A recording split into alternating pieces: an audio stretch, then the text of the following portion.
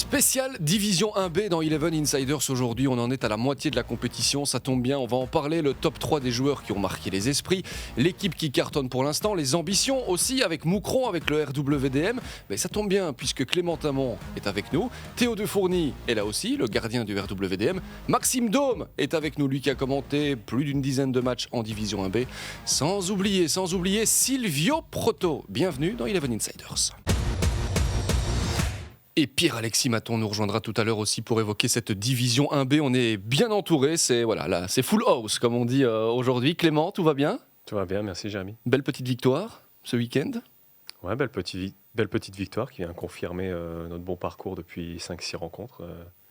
Donc c'est bien, on surfe sur une bonne vague, il faut continuer comme ça. Clément Amont, l'attaquant, le milieu def de Moucron, quelle position finalement ? Le couteau suisse, on va dire, de l'Excel depuis pas mal de matchs. Depuis que José Jeanson est arrivé, c'est vrai qu'une fois c'est milieu def, une fois c'est attaquant gauche. Ce week-end c'était attaquant de pointe avec Teddy Chevalier. Il faut savoir s'adapter, surtout quand on a l'âge qui avance, on n'a pas le choix que d'accepter les choix du coach. Allez, le couteau suisse, c'est bon, je garde le surnom. On parlera bien sûr de cette transition aussi à Moucron entre Enzo Schifo et José Jeanson. Clément Amont à ma droite, à ma gauche, un gardien, celui du RWDM, c'est Théo Defourny. Théo, ça va ? Ça va très bien, merci. Merci d'être là. Avec plaisir, merci à vous. Bon, vous avez eu le temps de regarder Eleven ce week-end. On a eu du temps libre, ouais, c'est vrai. Pas de match, on rappelle que ça a été reporté contre Westerlo. C'est une belle petite saison aussi pour le RWDM. Oui, on fait notre petit bout de chemin un petit peu. On a eu des moments un peu difficiles, mais là on est sur une bonne série aussi. Donc on essaye de grandir en tant qu'équipe avec nos idées, notre budget. Donc on avance, on essaye de faire les meilleures choses possibles et on verra ce qui se passera plus tard. Des idées, il y en a du côté des Bruxellois. On a fait un flanc gauche spécial gardien aujourd'hui, puisque Silvio Proto est à côté de Théo Defourny. Quel honneur. Silvio, tout va bien ? Très bien, Jérémy, merci. Le week-end se résume à, pour toi ? Beaucoup de matchs ce week-end. J'ai profité en fait de l'application. On pouvait regarder plusieurs matchs en même temps. Le multiscreen. Ouais, c'est génial ça. Je ne connaissais pas du tout. C'est mon fils qui m'a dit « Mais papa, tu sais faire ça ?» Ah bon ? Il a pratiquement regardé tous les matchs du week-end. C'est bien, un bon petit coup de pub aussi, signé Silvio Proto. Et puis Maxime Dôme, et la Max, monsieur NBA, mais aujourd'hui c'est monsieur D1B. Ça va ? C'est clair, il y a un B. Je suis ravi d'être un insider cette fois-ci. J'ai une place différente. Si Clément est le couteau suisse de Moucron, je suis peut-être un peu le couteau suisse d'Eleven. Écoutez, plus d'une dizaine de matchs commentés en Division 1B. Ouais. C'est aussi un petit peu le cas de Pierre-Alexis Maton qui nous rejoindra tout à l'heure. On va entrer dans le vif du sujet. Mais avant toute chose, on ne change pas les traditions. Que l'on parle de D1A ou de D1B, c'est le moment du week-end. Le moment du week-end de nos insiders. C'est bien, on va commencer avec Max. Tiens, ton moment du week-end, c'est lequel ? Du coup, vu qu'on parle de 1B, j'en ai un en 1A et un en 1B. J'ai pris Hervé Kofi en D1A, cet arrêt qui fait sous la neige. Et il représente, je trouve, cette continuité de Charleroi qui s'installe dans le top 4. Et puis en 1B, je ne sais pas si beaucoup de gens l'auront vu, mais un assist de Chris Cablan magnifique pour Madernère. Il fait tout le terrain tout seul, il en élimine 5. Dans quel match ? À voir. C'était Waasland Beveren contre Danes. Voilà, que tu as eu la chance de commenter. Exactement, j'étais au Fritil. Ouais. Tous les matchs de D1B, évidemment, sur Eleven. Pro League, Clément, le moment du week-end. C'est pas forcément un moment très positif pour le football belge, mais c'est ce qui s'est passé un peu sur la rencontre Antwerp-Standard, avec les 3 bagarres dans la rencontre.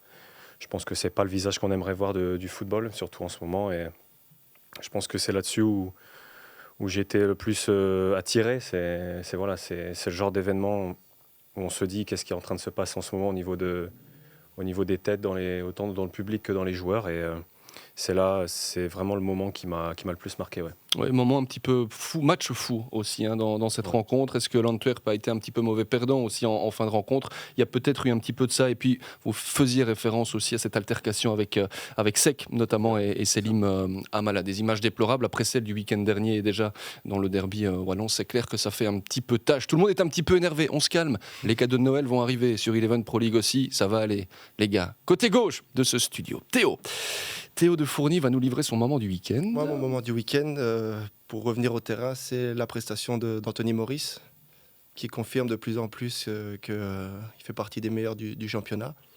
On parle beaucoup de l'attaque de feu de l'Union, mais voilà, il montre aussi qu'il est solide. L'année passée, il avait déjà une grosse saison en D1B. L'année d'avant aussi, et il confirme même en D1A qu'il est présent et qu'il ramène des points pour son équipe. Donc en tant que gardien, c'est plaisant de voir des prestations ainsi. Un collègue, un copain ? On se connaît rapidement, pas plus que ça, mais voilà, c'est un très bon gardien. Ça fait 6 clean sheets pour Anthony Maurice depuis le début de la saison et vous faites bien d'insister là-dessus. Ça fait quand même déjà 2 gardiens dans les meilleurs moments du week-end. Hervé Kofi, il y a Anthony Maurice et Silvio Proto va choisir. Eh bien, moi, je vais choisir la victoire d'Anderlecht à Sera. Non pas parce que j'ai joué à Anderlecht, mais parce que j'ai été très exigeant et critique envers Anderlecht à juste titre au début de saison en disant voilà, que ce n'était pas vraiment le visage d'Anderlecht qu'on attendait. Et là, on doit dire qu'on n'a pas grand-chose à dire sur le match. Ça peut être 7 ou 8-0. Ils ont fait un gros match, ils sont dans une continuité de bons résultats là pour l'instant. Donc, faut être honnête et dire les choses justes quand elles le sont. Et donc, voilà, je dis que voilà, Anderlecht a bien joué ce week-end et que la victoire était vraiment méritée. Eh bien, merci en tout cas d'avoir joué le jeu avec vos différents moments du week-end. On va entrer dans ce bilan de la mi-saison en Division 1B. C'est l'occasion de faire un petit point sur le classement aussi, que j'ai imprimé, bien sûr. Je ne l'ai pas par cœur dans la tête, même si je savais vous dire que Westerlo était quand même en tête. Et largement en tête avec 33 points d'avance devant Waasland Beveren qui est à moins 10. Attention aux Campinois qui ont quand même un petit match de retard, justement contre le RWDM qui est 3e. Et puis c'est extrêmement serré puisqu'on a pour la 2e place 5 équipes qui se tiennent en 5 points, dont l'Excel Moucron qui s'est complètement relancé. On en parlera dans la 2e partie de cette émission avec Pierre-Alexis Maton qui nous rejoindra et bien sûr Clémentin Mont. C'est Virton pour l'instant qui est un petit peu dans le dur avec 13 points et qui pourrait faire en bas de tableau la bascule en fin de saison. Mais ma première question est la suivante. Est-ce que Westerlo est trop fort pour cette division 1B par rapport aux autres équipes ? Théo, je me tourne vers toi. Tu as déjà eu l'occasion de les jouer à plusieurs reprises. Ils sont au-dessus, c'est sûr. On voit que c'est un effectif qui se connaît, un collectif bien rodé, donc, et ça part dans tous les sens. Donc voilà, c'est l'équipe qui est la plus en forme et la plus à même à faire la bascule directement. Parce que c'est équilibré à tous les postes, toutes les lignes sont fortes. Donc même quand il y a des erreurs, ça rattrape directement. On l'a vu la semaine dernière contre Moucron. Et voilà, ils n'ont pas paniqué et ils ont quand même réussi à renverser le match. Donc c'est aussi la preuve d'une équipe en confiance et qui est mature. Donc voilà, pour l'instant, je ne pense pas qu'il y ait une équipe qui peut rivaliser avec eux. Pourtant, Moucron a bien failli rivaliser. Et a rivalisé avec eux, c'était il y a quelques jours, dans ce match complètement fou. Ouais. Vous avez finalement, Clément, été battu 3-4, alors que vous aviez les choses en main. Cette équipe de Westerlo, elle fait peur, c'est l'ogre de la D1B ? Je vais rejoindre les propos de Théo. C'est vrai que c'est pour moi, en tout cas, l'équipe la mieux préparée, celle qui s'est le mieux préparée en avant-saison, surtout, qui avait déjà une connaissance de la division et qui avait bien préparé l'effectif pour au moins cette année jouer la tête. Par le passé, ils ont eu beaucoup de concurrents, que ça soit l'Union l'année passée. Après, il y a eu Serein qui était la surprise. L'année d'avant, on a eu l'OHL, Berscott. Nous, Malines aussi, on était là 3 ans auparavant à la lutte avec eux. Donc, ils ont eu le temps aussi de prendre conscience des faiblesses de leur effectif et de ce qui leur manquait pour pouvoir être dans ce top de cette ligue.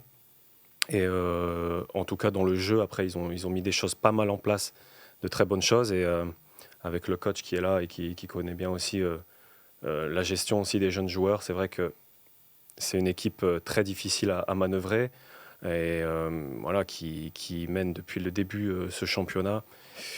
Et voilà, je pense que nous, on a été capable de les bousculer. Ça veut dire que bon, ils ont des failles, mais quand on voit qu'ils sont capables de revenir au score et de l'emporter, même si nous on était sur une bonne forme, c'est vrai que c'est là qu'on voit qu'ils sont un peu au-dessus des autres. Max, Westerlo en tête, est-ce que pour les autres équipes, il faut déjà viser la 2e place ? Est-ce que tu les vois continuer de la sorte sur le 2e tour ? Ouais, c'est clair, c'est un peu l'Union de l'année passée, même si, bon, toute proportion gardée, l'Union était un cran au-dessus. Ce qu'il faut rappeler surtout, c'est que Westerlo, la saison dernière, avait déjà des ambitions, mais avait été touchée par le Covid pendant des mois et n'arrivait pas finalement à enchaîner, alors qu'elle avait déjà une très bonne équipe. Ils ont réussi à faire un mercato très intéressant. Donc là, ils sont partis vers la 1A, sauf retournement de situation, parce qu'il peut se passer beaucoup de choses en D1B. Mais c'est clair que Westerlo est le grand favori et ça va être difficile d'aller les chercher une seule défaite. Sylvio, on en parlait tout à l'heure, au moment de t'annoncer qu'on allait parler de D1B, tu m'as dit « Ah oui, Westerlo ». Donc voilà, c'est aussi le nom qui ressort. Non, clairement, ils sont au-dessus de tout le monde, mais c'est ce que tout le monde disait ici, ils se sont donné les moyens. Quand tu vois que l'entraîneur, Jonas de Roek, à la mi-temps, il peut faire des analyses vidéo. Ouais. Moi, à Anderlecht, à mon temps, il n'y avait pas ça. Donc tu vois vraiment que les gars, ils sont au top, ils veulent aller vers quelque chose. Ils se sont donné les moyens, et je pense qu'il n'y a rien qui peut les arrêter. Bon, ça me fait un peu... allez, je ne suis pas bien de dire ça, parce que voilà, vous êtes dans des clubs qui pourraient jouer la montée aussi, mais il faut être honnête, ils sont au-dessus là pour l'instant. Et je voulais te demander un petit truc, parce que sur le but, la balle, tu vois comme elle rebondit. Le terrain, elle était pourri ou pas? Parce que sur la passe en retrait du défenseur, que le gardien met la balle dans... Je vois, il y a 2 rebonds, je me dis, c'est pas possible. Ah, ouais. Le terrain n'était pas top, quoi. Il n'était pas top, mais je pense qu'aussi ce gardien, on savait aussi que parfois il avait cette qualité-là au pied de pouvoir faire des erreurs. Ouais. Donc finalement, nous, on était beaucoup dans le pressing. On jouait très haut à ce moment-là et le terrain nous a pas mal aidé. C'est vrai que c'était assez loufoque la semaine passée. Je me suis mis à la place du gardien. Il a dû se sentir mal, le pauvre. Ouais, ça, c'est... Vous pouvez pas connaître ça, les joueurs de chambre. Mais l'erreur, quand un gardien, tu fais une erreur, après, comment tu te sens? De un con, de dire mais pourquoi j'ai fait ça? Et de 2, coupable, parce que tu te dis j'aurais voulu rattraper mon erreur, mais tu sais pas, et donc c'est spécial.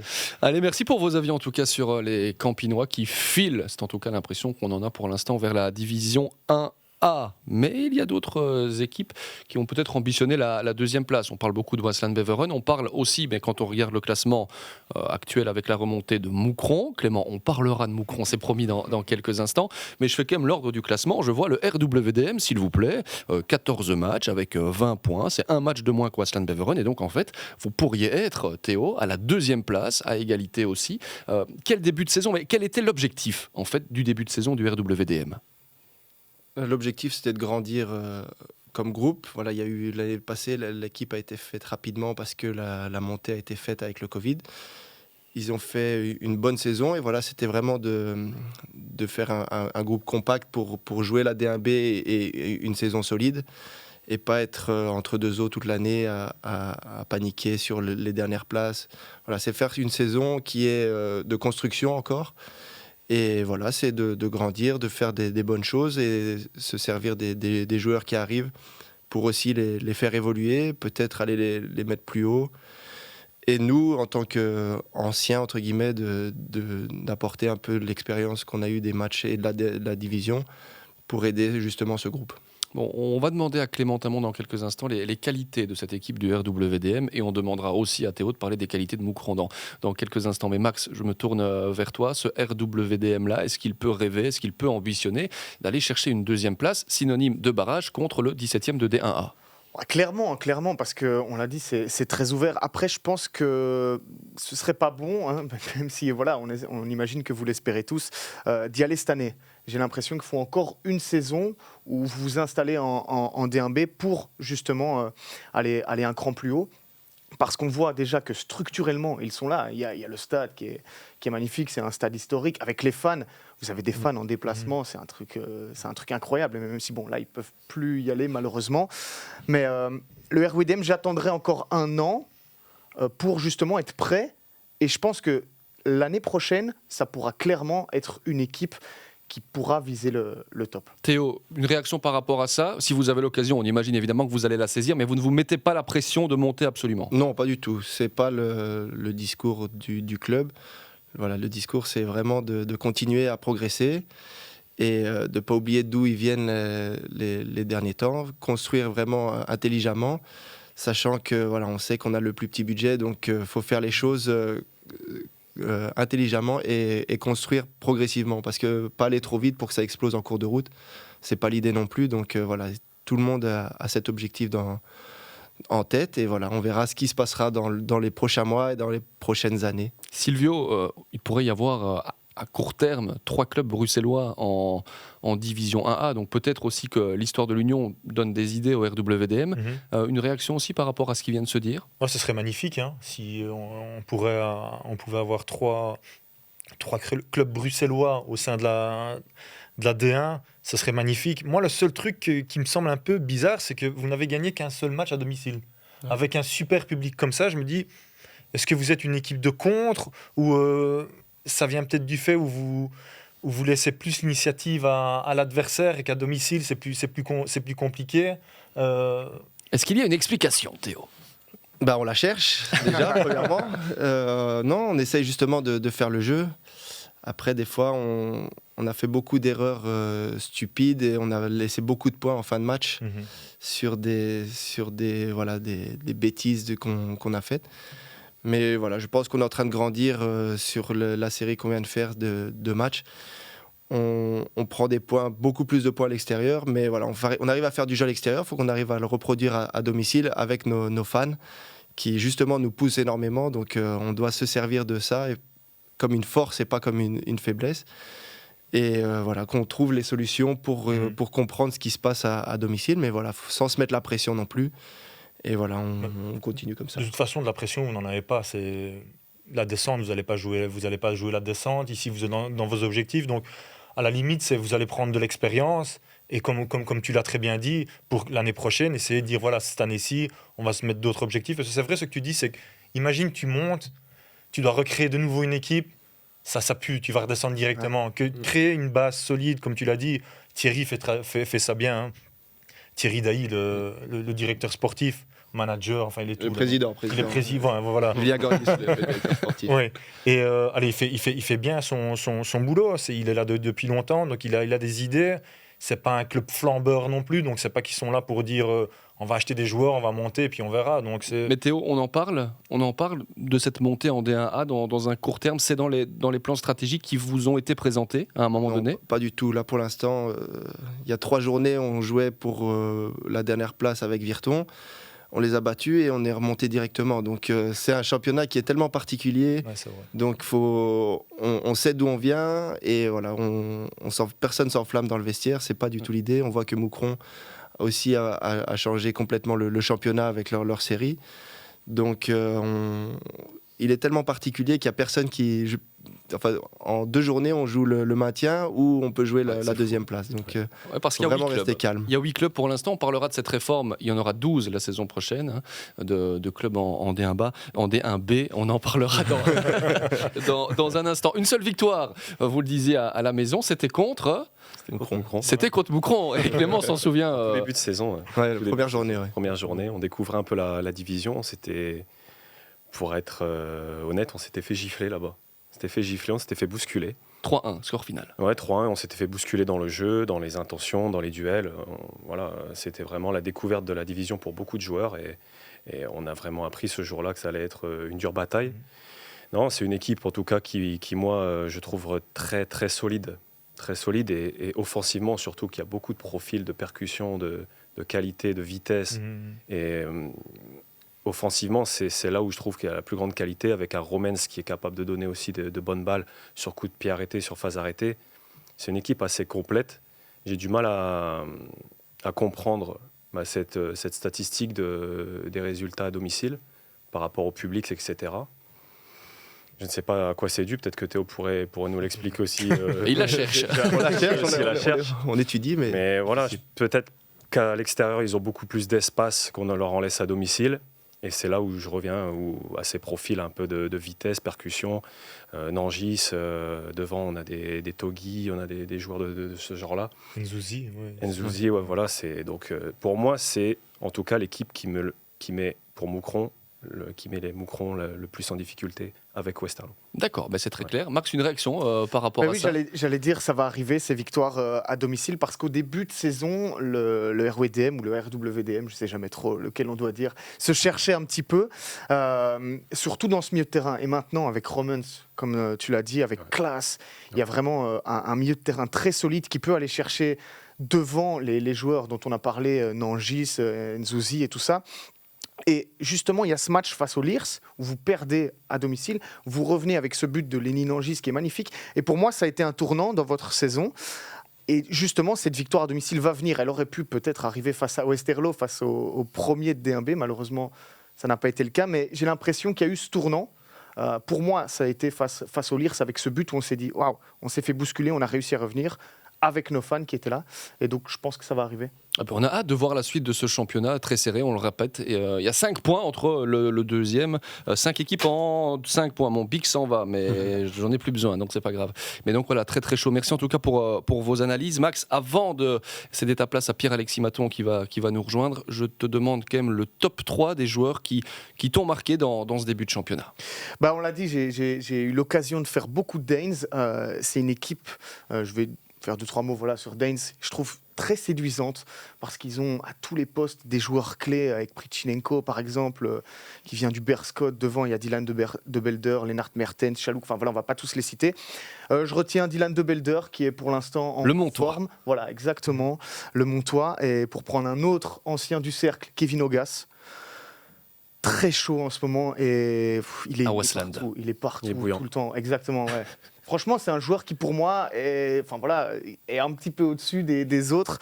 Et puis je voulais parler justement de Nicolas Romans. Je l'ai dit, c'est le capitaine, il joue tout le temps dans le milieu de terrain, il est solide. C'est incroyable de voir à quel point en fait c'est un patron sur lequel vous vous appuyez. C'est un espèce de balancier comme ça sur lequel le RWDM s'appuie. Et donc voilà mon top 3 des joueurs de D1B. Et je vous invite vraiment à regarder cette compétition parce qu'elle est géniale. Absolument, c'est aussi pour ça qu'on en parle. Ne soyez pas vexés, Clément, ne soyez pas vexés, Théo. On a demandé à Max de ne pas vous prendre dans le top 3.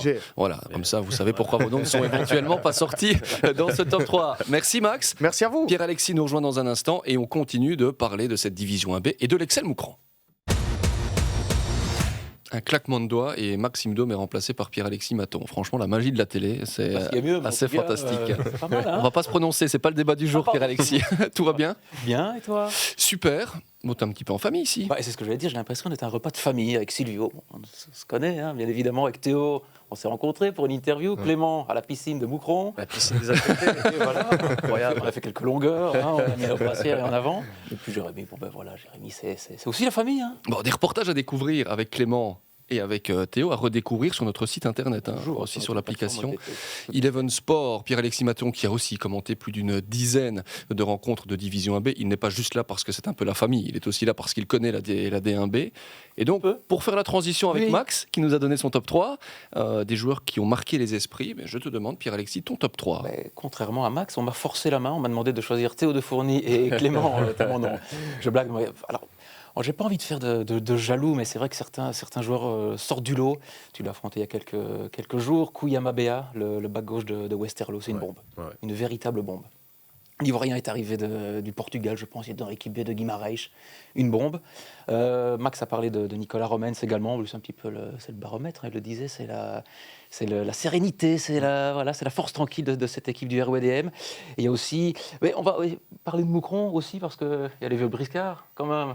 Il y en a beaucoup. Il y a Clément, il y a Jérémy Taravel aussi, j'ai eu l'occasion de le commenter ces dernières semaines. Il garde son niveau, toujours là, toujours présent. Et donc le troisième nom ? Taravel, allez. Jérémy Taravel. Oui, il y a aussi Nick Gillekens aussi, le gardien. Oui, j'aime bien. Ouais. J'aime vraiment bien ce gardien. Je ne sais pas l'avis de Théo par rapport à Nick. Il est très très bien occupé. Depuis qu'il est rentré dans l'équipe, ça a changé beaucoup de choses, je pense. Alors, ce n'est pas l'unique raison, mais il apporte un peu de calme et de sérénité. Et les résultats font que Moucron grandit aussi grâce à ça. Donc, il fait partie du changement de Moucron. Il y a de la concurrence aussi à son poste, sur le banc. Il n'y a pas n'importe qui.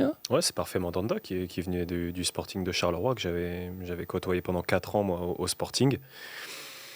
Non, voilà, après je pense que quand Jeune-Champ est arrivé, il y a eu un changement de gardien. Il lui a donné la chance sur 3 matchs, donc c'était 2 matchs de championnat plus un match de coupe contre le Standard. Et finalement, il a fait l'affaire. Et forcément, quand l'équipe prend des points et que tu as des victoires, il y a cette superstition très importante souvent dans le football qui fait qu'aujourd'hui, le coach garde son gardien. Il est hyper performant, il est important pour l'équipe. Son jeu au pied est aussi de grosse qualité, ce qui permet aussi, ça c'est non négligeable, de pouvoir lui donner le ballon quand on est un peu en difficulté et lui de l'orienter différemment. Et puis il nous sort des arrêts primordiaux encore ce week-end sur coup franc et sur une frappe flottante contre Lommel où où il nous sauve et il nous permet de remporter 3 points. Je ne vous cache pas qu'on a repris du plaisir à regarder Moucron jouer. C'était le cas notamment samedi. J'ai eu la chance de présenter le box-to-box et il y avait l'écran avec le match de Moucron, ce retournement de situation où vous étiez mené 0-1 contre Lommel, vous gagnez finalement 2-1. Mais on va revenir sur ce retour, sur ce début de saison et qui était complètement catastrophique à l'Excel, sous Enzo Scifo. Clément, ma question elle est simple. Enfin, c'est selon. Qu'est-ce qui n'a pas fonctionné? Comment expliquer ce début de saison Qatar? Il y a plein de choses. La première des choses, déjà, c'est la constitution de l'effectif. Dans le timing dont il a été constitué, je pense le club a pris beaucoup de temps pour cibler les joueurs. Ça, c'est la première des choses. En plus, après, on a eu des cas de Covid. Ça, c'est vrai que c'est non négligeable. Moi, j'en ai fait partie. Pour revenir après physiquement dans le tempo, c'est vraiment pas évident. Après, il y a aussi la découverte de la D1B finalement, parce que descendre de D1A en D1B, déjà, il faut savoir le digérer. Et c'est une autre compétition, c'est une autre intensité, c'est une autre forme de football finalement. Des duels, beaucoup plus de combats, et ça, on n'était peut-être pas forcément préparé. Même s'il y a des joueurs d'expérience, je pense que voilà, c'est toujours difficile de se remettre dans le bain, déjà de digérer tout ça et de se remettre dans le bain et d'avancer sur une équipe qui a subi ce choc-là de la descente. Un petit mot aussi, peut-être, Clément, je t'interromps sur Enzo Scifo qui a un petit peu canalisé l'attention. Il n'a pas eu spécialement une super fin d'expérience à Mons. Moi, je m'en souvenais de cette époque-là. Ici, des retours du vestiaire, il y avait quand même un froid qui a été créé avec Enzo Scifo. Est-ce que c'est confirmé? Qu'est-ce qu'il y avait comme problème? Disons, pour être honnête, qu'il y avait un petit décalage, voire un certain décalage entre ce que lui espérait et ce que le groupe était capable de faire. De réputation, on savait que c'était quelqu'un qui espérait beaucoup des cadres, en tout cas c'était le cas. On n'a pas été en mesure de le faire, on n'avait pas non plus forcément tout le temps les outils et on ne nous donnait pas forcément tout le temps les réponses pour les trouver des solutions à nos problèmes. Niveau tactique, c'est vrai qu'on avait du mal à se trouver et forcément, quand tu n'es pas bien disposé, que tu n'es pas dans les bonnes idées, tu peux te faire taper par n'importe quelle équipe. Et puis physiquement, je pense qu'il y avait un gros manque. Ça, c'est clair et net. C'est là où ça s'est fait le plus ressentir. C'est au niveau physique. On n'était pas dans le tempo, on manquait de dash, de jus. Préparation à l'entraînement en avant-saison? Ouais, préparation tronquée, encore une fois par le Covid, mais préparation d'avant-saison, pas l'effectif tout le temps au même tempo et à la même barre d'énergie. Et ça s'est expliqué comme ça sur le début de saison. Une mauvaise préparation, souvent engrange un mauvais début de saison, c'est ce qui a été le cas pour nous. Il y a eu le retour de Jeune-Champ. Qui était parti entre-temps, qui a dit « moi je pars si Scifo reste », puis finalement Scifo est parti, lui est revenu. Il y avait un décalage entre ces deux personnes-là au niveau du travail en tout cas. Un nouveau préparateur physique, des gens de Moucron qui sont arrivés, des locaux du Futuro, qui nous ont fait travailler d'arrache-pied. C'est vrai que depuis 5-6 semaines, on a des résultats, mais c'est aussi le fruit de beaucoup de travail, beaucoup d'heures de travail à l'entraînement, des séances doublées. Et c'est ce qui fait aujourd'hui aussi notre réussite. On va parler encore une fois évidemment de Moucron et de ses petits soucis, notamment avec le club de Lille. On sait, il y avait du Gérard Lopez là derrière, il y avait des soucis de salaire. On va voir avec vous dans quelques instants si tout ça est réglé. Non pas qu'on a envie d'entrer dans la vie privée, mais on a envie de savoir si Moucron est parti pour durer dans cette D1B ou s'il pourrait encore y avoir quelques soucis. Théo, un avis sur cette équipe de l'Excel Moucron que vous avez giflé, pour reprendre les mots de Clément. Vous suivez pas mal de rencontres aussi, vous analysez les équipes. La différence entre le Moucron de Scifo et le Moucron maintenant de José Jeune-Champ? On les a joués la première journée sous Scifo et on les a joués le premier match de Jeune-Champ. Ouais, tout à fait, c'est vrai. Donc on a vu déjà un changement, mais on savait tous en termes de qualité que ça ne pouvait pas rester comme ça toute la saison à jouer, à avoir aussi peu de résultats. Ensuite, on voit là depuis que Jeune-Champ est arrivé que ça reprend et que voilà, maintenant ils sont en confiance, ils ont un peu de réussite qu'ils n'avaient pas au début de saison parce qu'il y a des matchs qu'ils ont perdus sur les fins de match. Je pense notamment à Westerlo sur un dernier ballon au bout du bout. Et maintenant, peut-être que le même match, ils ne le perdent pas. Donc on voit qu'il y a aussi le changement de mentalité qui a opéré. Et c'est pour ça qu'avec leur qualité, tout le monde savait qu'à un moment donné, dès que ça allait partir, ils allaient remonter rapidement. on le voit qu'ils sont sur une bonne série et que voilà, c'est une grosse équipe de la division. Après, est-ce qu'ils ont démarré trop tard pour jouer le top contre Westerlo? Évidemment, mais on sait qu'ils vont faire partie du haut à la fin de saison. Silvio, une réaction par rapport à Moucron. Vous avez beaucoup suivi ce qui s'est passé là-bas, de l'arrivée des Mpenza au départ de Chifo. Un avis sur ce qui se passe tout simplement pour l'instant? J'y ai été lié à un certain moment parce qu'on m'a proposé en fait le poste d'entraîneur de gardien. Qui vous a proposé ça? Proposé Mbo. le poste de gardien, moi. Non. Vu qu'on cherchait de Je l'expérience. suis trop vieux pour ça. Non. Je suis plus que bon qu'à courir Mais maintenant. c'est vrai qu'on parlait de toi. Ouais. Et Mbo m'a demandé si ça pouvait m'intéresser. Et je lui ai dit, écoute Mbo, j'aurais pu encore jouer au foot. Et clairement, j'avais plus envie de mise au vert, de partir tous les jours de chez moi et de prendre un peu de temps pour mes enfants. Donc je lui ai dit, Mbo, le projet, j'ai eu aussi Enzo au téléphone, ça me tente, mais point de vue de la famille, je ne peux pas leur faire ça maintenant. Je dois leur donner mon temps, comme eux, ils ont sacrifié un petit peu de leur partie de leur vie pour moi. Donc voilà, maintenant, c'est à moi de le faire. Et point de vue des résultats, je ne te cache pas que moi, j'avais comme idée que Moucron, c'est un petit peu le PSG de la D1B, où tu as Tamon, Sans le Qatar.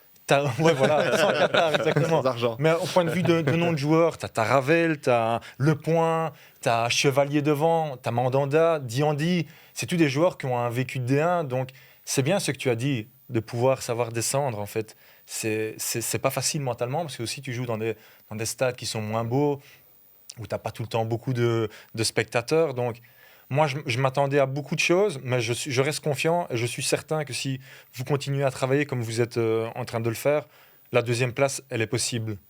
Et je pense que c'est là-dessus que vous devez aller. Si on regarde les derniers résultats, voilà, c'est sûr que avant-hier, j'ai regardé un petit peu contre Lommel. Ça se joue pas grand-chose non plus. Je trouve qu'à un certain moment, votre équipe manque d'expérience dans le sens où vous allez trop tôt dans la partie, trop risqué. Ouais. Dans le sens où vous allez vous découvrir trop défensivement. À un certain moment, c'est parce qu'il joue mal le coup, Lommel, où il y a un ballon en profondeur et le gars, il est 20 mètres hors jeu, il va sur les ballons, que s'il laisse l'autre à sa gauche aller, il se retrouve tout seul devant votre gardien. Et là, s'il fait 0-2 à ce moment-là, le match, il est plié. Donc, Pourtant, c'est l'équipe la plus expérimentée sur le papier. Ouais, mais comme disait Théo tout à l'heure, c'est vrai qu'en ce moment, il y a le facteur chance aussi qui fait la différence. Tu vois, il y a quelques journées de ça, Lommel aurait eu cette occasion, on était la mettre au fond et nous ont mis dans le trou. Et là, en ce moment, ça tourne pour nous. C'est ça qui explique aussi des fois une saison où toi, tu as été champion avec Anderlecht. Je pense que tu as connu aussi des moments, des matchs où tu t'es dit, même en étant des fois moins bon, ça a tourné en notre faveur et on l'a remporté. Et là, c'est ce qui est en train de nous servir. Je te dis, on est en train de surfer sur une bonne vague. Il faut en profiter le plus longtemps possible, tout en étant prudent, parce que comme le disait aussi encore Théo, décidément, il dit que des bonnes choses. Mais cette compétition, du jour au lendemain, tu joues la tête, tu perds le match, ton match, tu peux être en train de jouer la descente. Donc, restons humbles et prenons match après match. Pierre-Alexis, les souvenirs de Moucron, ce qu'il te laisse en tout cas aujourd'hui. Nous, on va reprendre ce match de Westerlo. On parlait de la deuxième place. Moucron séduit aujourd'hui beaucoup plus qu'avant. Moucron, c'est Dr Jekyll et Mr Hyde. Tout simplement, on les avait annoncés en état de mort cérébrale après quelques journées. J'ai eu l'occasion de commenter cette rencontre à Lommel. Vous êtes battus 3-0, je pense, Clément. Dans le jeu, c'était le néant. Excuse-moi, c'était le néant. Et on voit que quelques semaines plus tard, le retour de José Jeunechamp, ça fonctionne, ça match. Alors, il a eu les bons mots, on en avait parlé lors de notre interview. Comment a-t-il fait pour remobiliser ce groupe ? Je pense que c'est la personne qui correspond le plus à ce groupe. C'est quelqu'un, lui aussi d'expérience, qui a connu Frankie Verkotteren, qui a connu aussi au Standard... José Riga ? Non, Donofrio. Donofrio aussi, donc il a beaucoup de vécu. Nous, en tout cas, quand on revient à notre reportage ensemble, je t'avais dit, c'est quelqu'un, il a son franc-parler, il est sincère avec les joueurs. Il est vrai, quoi. Il est vrai, voilà. Et je pense que c'est de ça dont avait besoin aussi ce groupe. Un groupe d'expérience, souvent, tu as tendance à te reposer sur tes acquis. Et tu as aussi besoin des fois d'avoir quelqu'un qui te met un peu une claque sur la nuque et qui te dit oh, réveille-toi, reviens à tes exigences, à ce que tu es capable de faire. Et c'est ce qu'il a été capable de mettre en place. Ajouter à ça, je me répète, mais un staff compétent autour de lui, et voilà, ça match. Et tu parlais du facteur chance. J'étais au canonnier face au Liers, 2 frappes déviées. C'était Lucas Ribeiro Costa et Olivier Mini. Mais il en faut. Ouais, il en faut. Plus encore, tu regardes cette semaine, une mauvaise intervention du gardien qui retombe sur un de nos joueurs. Un centre au deuxième poteau, c'est le back gauche qui va faire la volée, qui la tape au sol et qui finalement lobe le gardien sur sa ligne. Donc, c'est plein de petites choses, plein de petits détails, mais finalement, on dit souvent la chance, il faut la provoquer. On la provoque aussi en poussant et en allant chercher les choses, et voilà ce qui nous permet en ce moment de remonter au classement. Est-ce que ça va durer ? Ça, c'est la question qu'on se pose. Vous vous la posez peut-être aussi. Et dans cette réponse, il y a évidemment le facteur salaire. On en a beaucoup parlé. Est-ce que maintenant, c'est réglé ou est-ce qu'il y a encore des petits soucis à ce niveau-là, Clément ? À partir du moment où, encore ce mois-ci, on n'a pas notre salaire, on va dire que non, rien n'est réglé. Même si on a eu le salaire du mois précédent récemment, on n'a toujours pas eu celui-ci. On pense que ça va encore être retardé.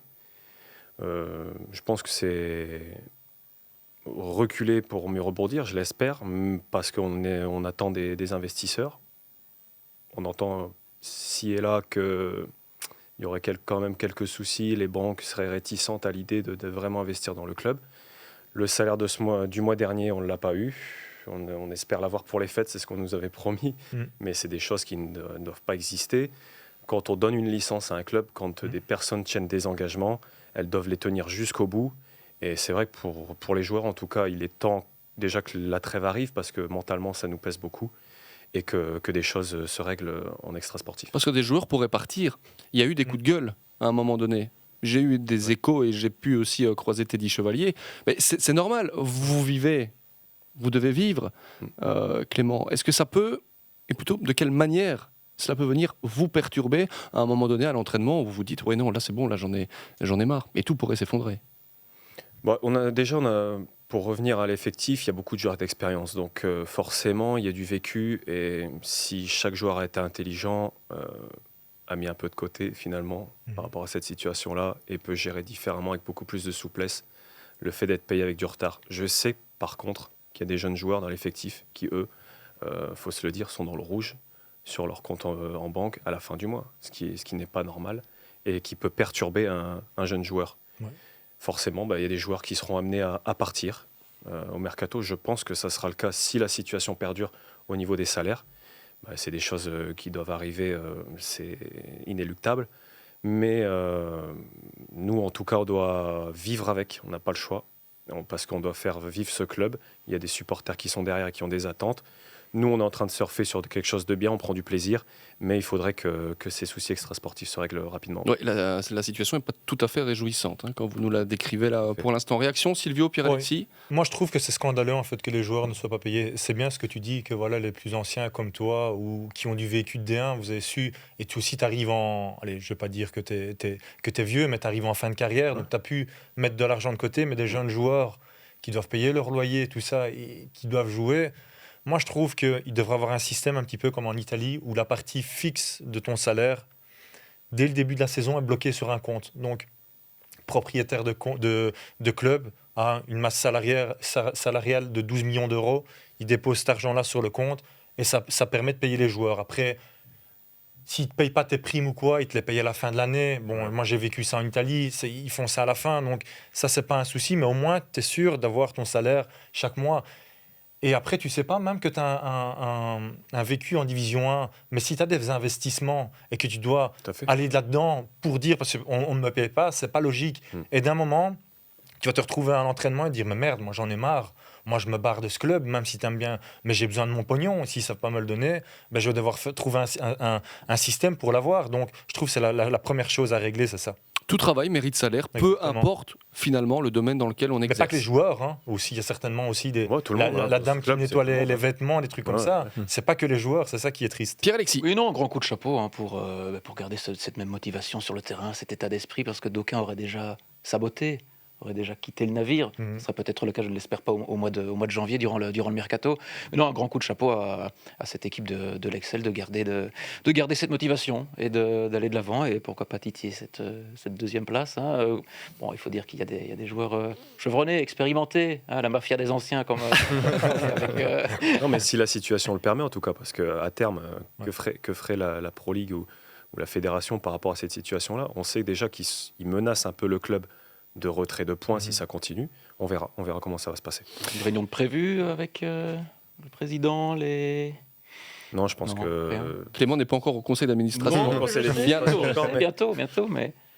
T'as l'impression que c'est tellement loin entre ce qui se passe sur le terrain et ce qui se passe en dehors. Tu n'as aucun contact avec ces personnes-là. Déjà, c'est des mecs qui contrôlent d'autres clubs. On parle de Lopez. C'est pas la première fois aussi. Il faut aussi le souligner qu'il fait de bonnes choses ailleurs. Hein. Il est parti de Lille en laissant des dettes. Il est maintenant à Boavista, qui a des retards de paiement. Il est à Bordeaux, où c'est un peu sur la tangente entre les difficultés et essayer de s'en sortir. Donc, je pense que c'est à ces personnes-là où vraiment il faut leur mettre le bon coup de pression. Ouais. On va parler de la réforme de la D1B dans quelques instants, mais avant cela, petite respiration avec le top 3 des joueurs qui ont marqué cette saison. On va se tourner vers Théo de Fourny qui ne peut pas choisir, c'est malheureux, mais de joueurs du RWDM. C'est malheureusement la règle que j'ai décidé d'imposer. Théo, le top 3. Van Eno de Westerlo, qui est le patron de l'équipe. Dachi aussi, que j'aime beaucoup. Et Mertens de Dens qui marque facilement et qui porte un peu l'équipe dans les moments difficiles. Donc voilà, c'est mon top 3. Et s'il y a un attaquant, là en D1B, où quand il arrive face à face avec toi, tu te dis « Oh là là là là là, non, pas lui ».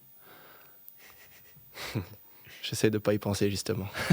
Yo, je pense que tu es d'accord avec moi. Ouais, moi j'aurais dit Chevalier parce que j'ai encaissé le but le plus ridicule de ma carrière contre lui.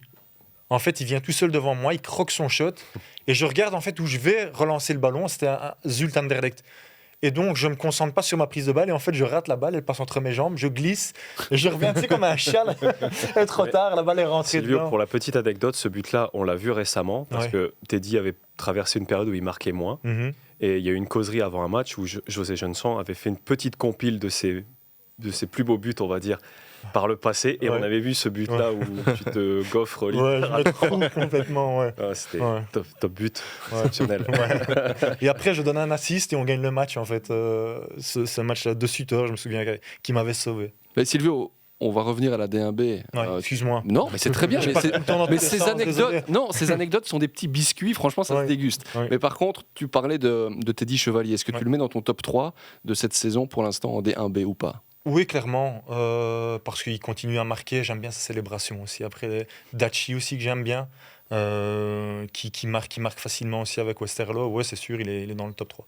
Il en manque encore un, non? Chevalier, Dachi. Ouais. On en parle. Ogas de Wasland. Je trouve que c'est un bon joueur aussi. Ouais. Mais il faisait déjà de belles choses avec le cercle la saison dernière. Clément, est-ce qu'on fait le top 3 maintenant ou est-ce qu'on parle de la réforme?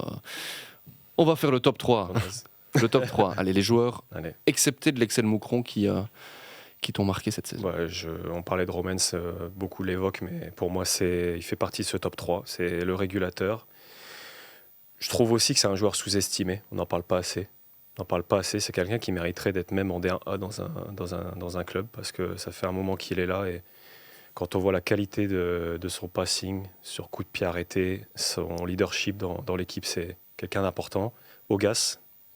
Il est chaud, tu l'as dit tout à l'heure. Personne n'a relevé ici sur le plateau, mais il est chaud, Ogas. Ouais.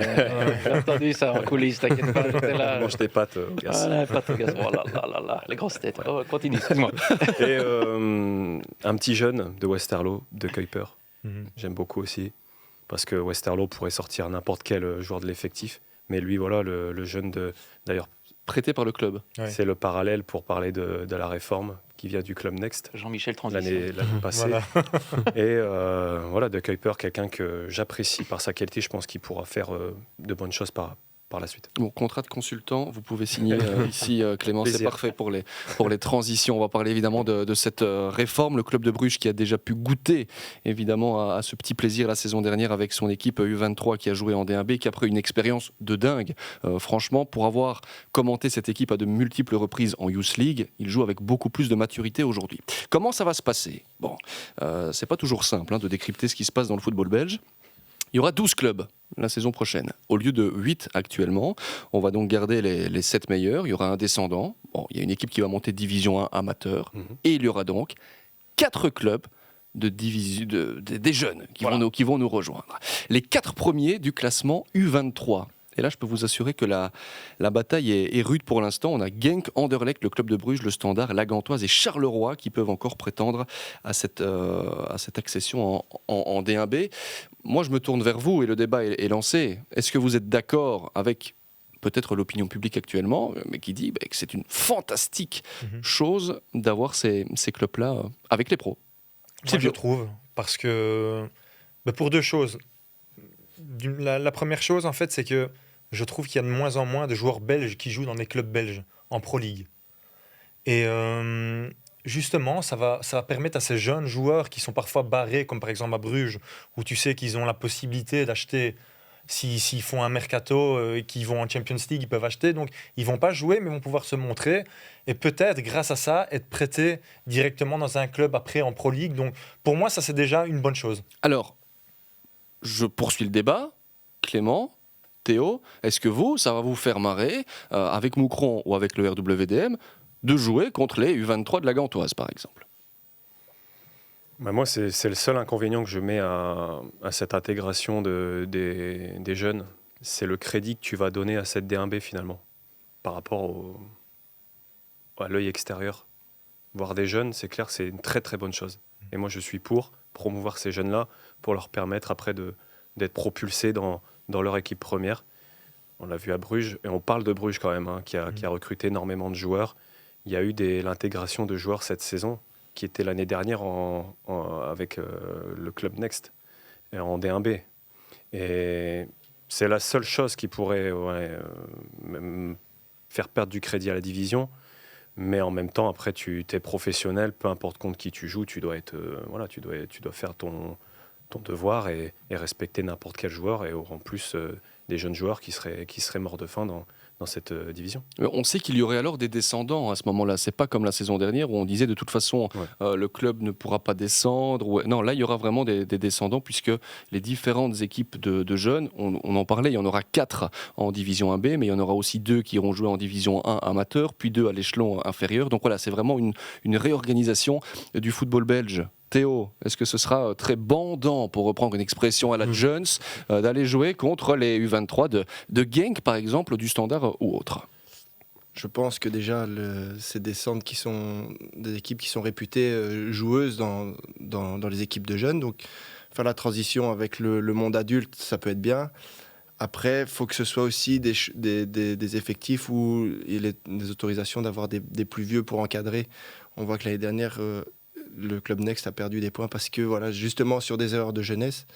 Donc, s'il y a aussi des vieux, entre guillemets, qui entourent un peu ça, mais intelligemment, pour les faire grandir, mais voilà, pour un noyau de jeunes, c'est une expérience qui est incroyable, et pour après rebondir soit en D1B, soit ailleurs, pour les faire grandir, c'est bien.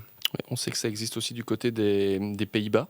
Donc voilà, après il y a des qualités énormes dans ces équipes de jeunes. Et encore une fois, personnellement, je prends un plaisir de dingue à commenter le club de Bruges en Youth League, mais j'étais là aussi pour relancer un petit peu le débat.